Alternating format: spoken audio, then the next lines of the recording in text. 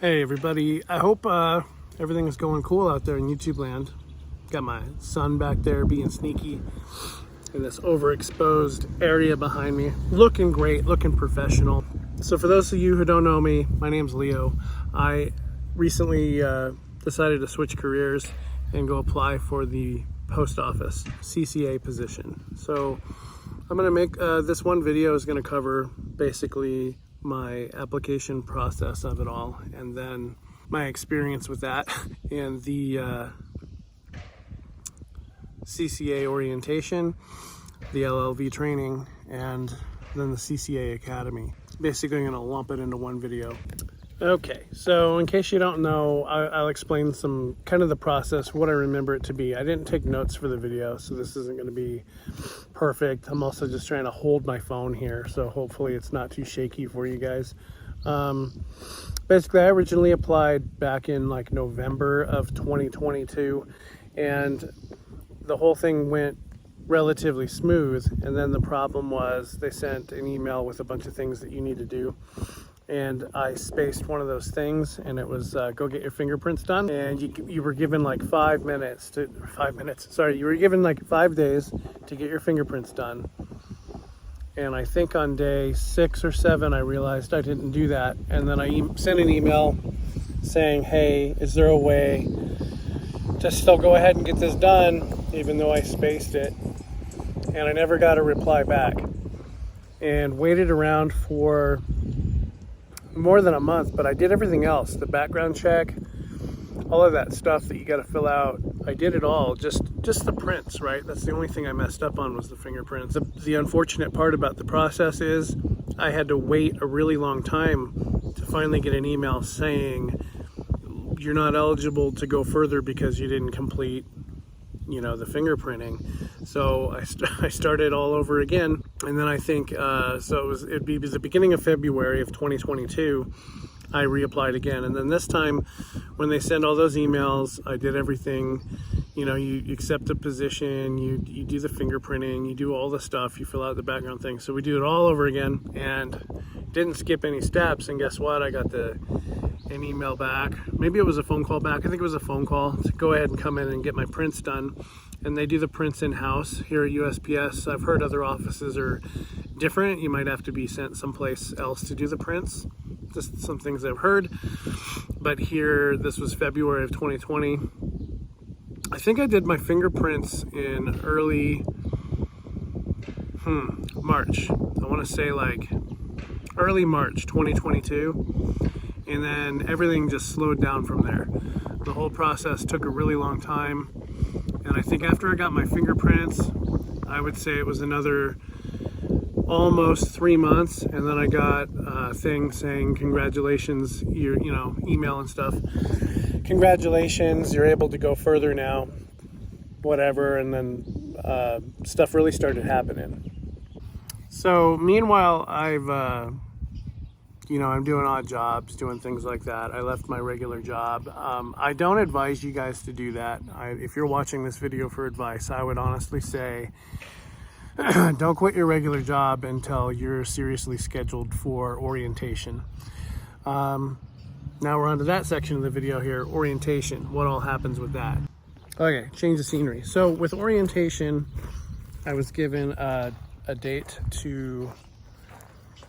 Well, okay, so in the email before orientation, it was like, go ahead and pick your start date, your effective date. And I thought that meant a little more than it did.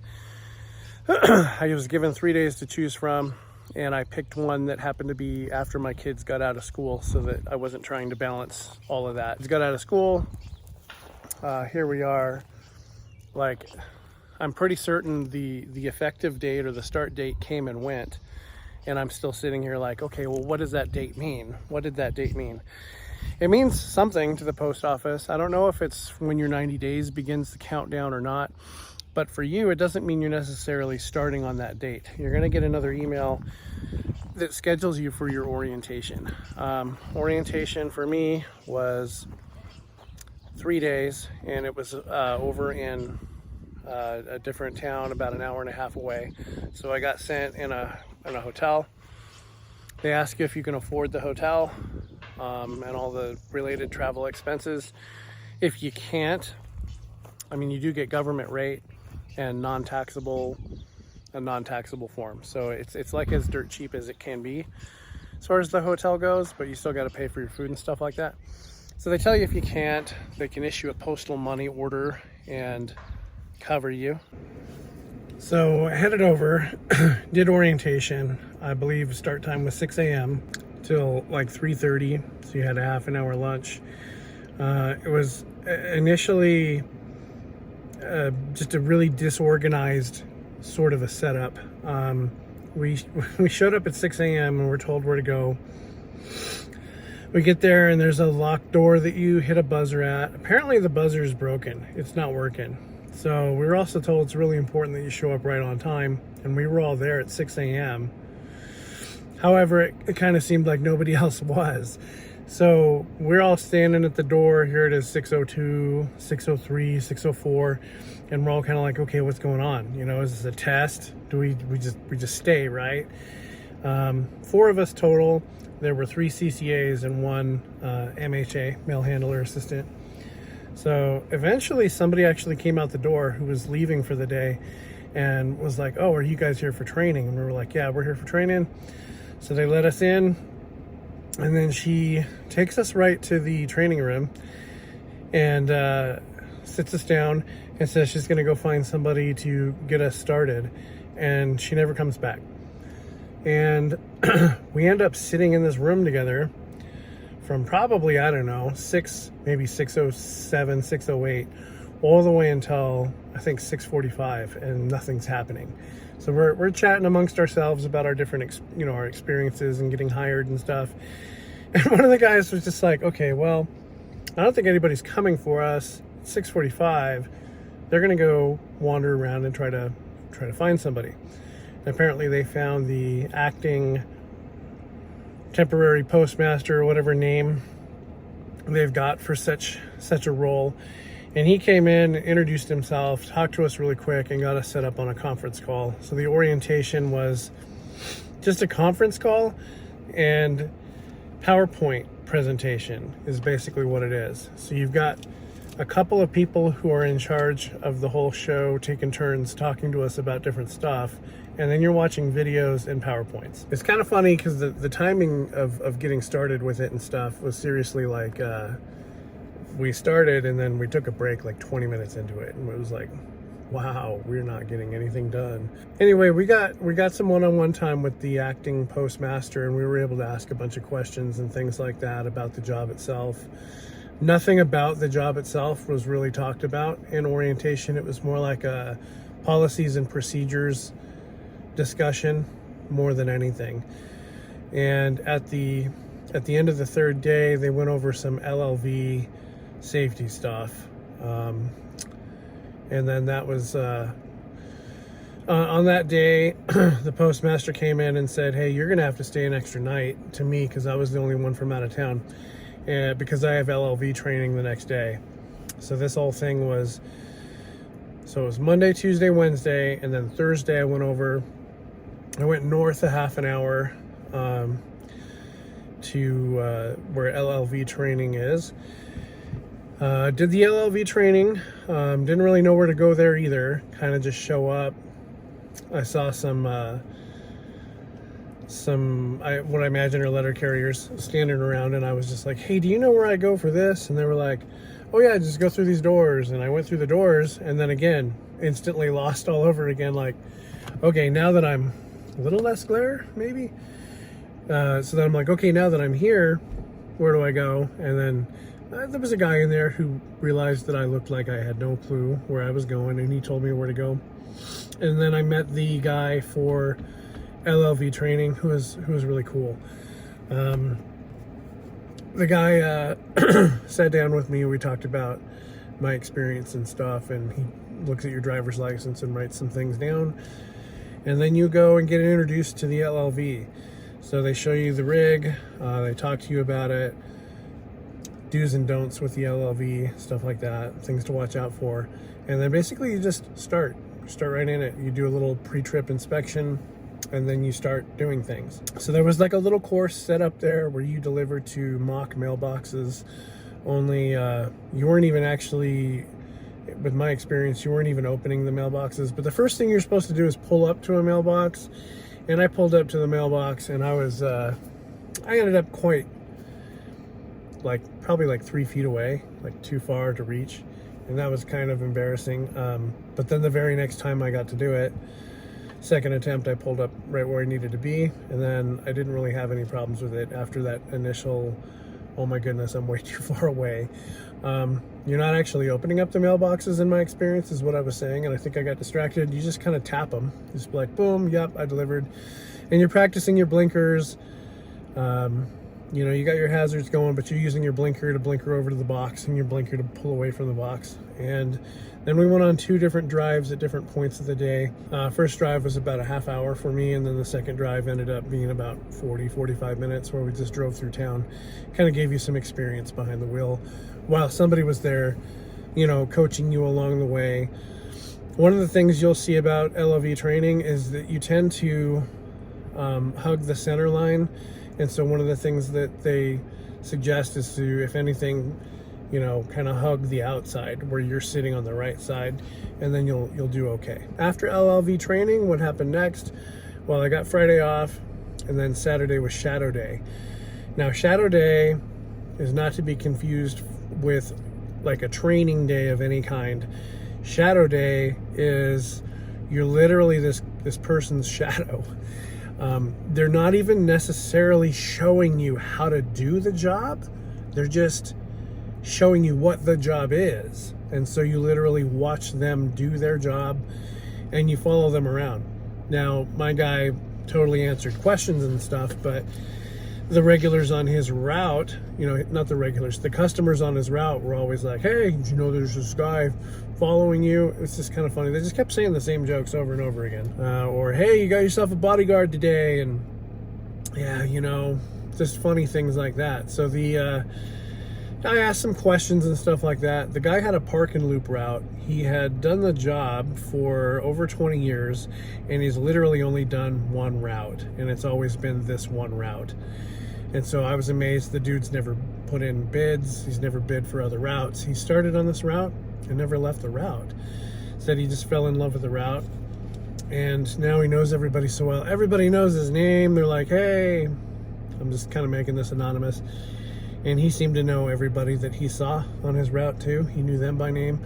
This is a very, you know, I work in a kind of a small town, but it was even a more small town feeling when your mailman knows everybody's names. It was kind of cool. Everybody knows your name. So that reminds me of Cheers, you know, Cliff Clavin. That's kind of funny. So we get done with it, and so he's got a park and loop route, and it is pretty hilly, a lot of hills and stuff like that. And as you can tell, I'm not in the greatest of shape, and I'm really hoping this job will change that around for me. Part of the reason why I went after this position. So yeah, just huffing and puffing up some of these hills. But at the end of the day, you know, I think I threw down about 12,000 steps. And he got the route done really quick. And I think start to finish, we were less than 8 hours, especially when you took into consideration lunch. It was less than 8 hours. The guy was quick. He was very zippy, very efficient. Then I got scheduled for CCA Academy. Now, CCA Academy is Tuesday through Friday, and it begins on the 5th of July. So I actually had to travel even further for this one, almost 5 hours away, 5 nights, and I had to leave on the 4th of July so that I was already up there come the 5th of July to start training. All right, guys, pause the video to put my thoughts together. Okay, so now we're talking about CCA Academy. So this happens after your LLV training and after your shadow day. You actually have to do both of those things before you're actually eligible to attend CCA Academy.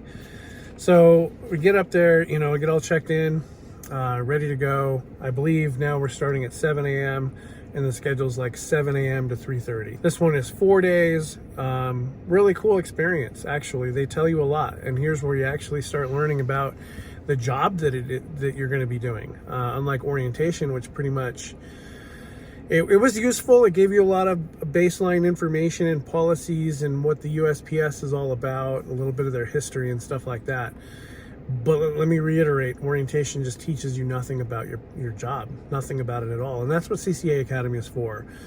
So during this, you learn a lot about, the differences in classes of mail, how to treat certain classes of mail, where certain things go, and a lot of stuff is referenced back to your shadow day. Hey, do you remember seeing your shadow person doing this and this? Well, this is what they were doing. And just made sense out of a lot of things. Really cool. Taught you about what to do if dogs are being crazy, how to use a scanner, parcels, flats, spurs, letter mail, DPS. It just goes through all of those different terms, and USPS loves acronyms. And even after you get out of here, you're only going to know maybe like 10% of these acronyms, what they mean and stuff like that. And you'll still just, my eyes glaze over when we start using acronyms and three-lettered things. Let me tell you, I just don't remember that stuff very well. So I'm going to end up coming up with my own names for this stuff as time goes on anyway, which I'm also told a lot of people do that anyway. So I get done with CCA Academy. Also, back to orientation, you do take the postal oath, that kind of stuff. Okay, fast forward back to CCA Academy. They teach you, they actually you operate a mock case. They have a case there. They show you how to case mail, and you get a little bit of practice with that. I wouldn't say any more than about an hour case and mail. And then you end up pulling it down and rubber banding it and acting like you're going to go out on a route. They also have you out on a mock route where you walk between mailboxes and stuff, and you're delivering, like magazine and a letter for each thing, a couple different boxes to give you an, what it's like to carry the satchel, things like that. And then you hop in the LLV and you do like a mounted route that has like one spot where you dismount. So anyway, when I was up there, they also had a union person come by and talk to us about the union and what they do. I do suggest you join it. I mean, it's a personal thing, but the union's quite powerful, and from what I've heard anyway, and they can really help you out if things get fuzzy where you're at. And if things get fuzzy is really just determined on your particular office. Certain post offices seem to be ran way better than others. They're pretty much all short-handed. So if you want tons of hours doing a job, that ability to really make some money, the post office is where it's at right now. Because again, most places are just in really dire need for help. Trying to think if there's anything else with CCA Academy that I want to mention. Basically, once you're done, you're able to go start at your post office now. So I didn't get to go home that night because they didn't want me to do a full 8-hour shift and then hop in the car for 5 hours to get home. So I had to stay there the night, and then I came back. So I came back Saturday, and I think the very next day, it was like the very next day. I feel like it wasn't, but I guess it was, because this was Tuesday through Friday, and I came back Saturday. So yeah, Sunday, I started right away. Did an Amazon Sunday. So that's pretty much where I'm going to leave it off here, folks. So again, we talked about the hiring process, not too deep with it, but why it took me forever to get hired.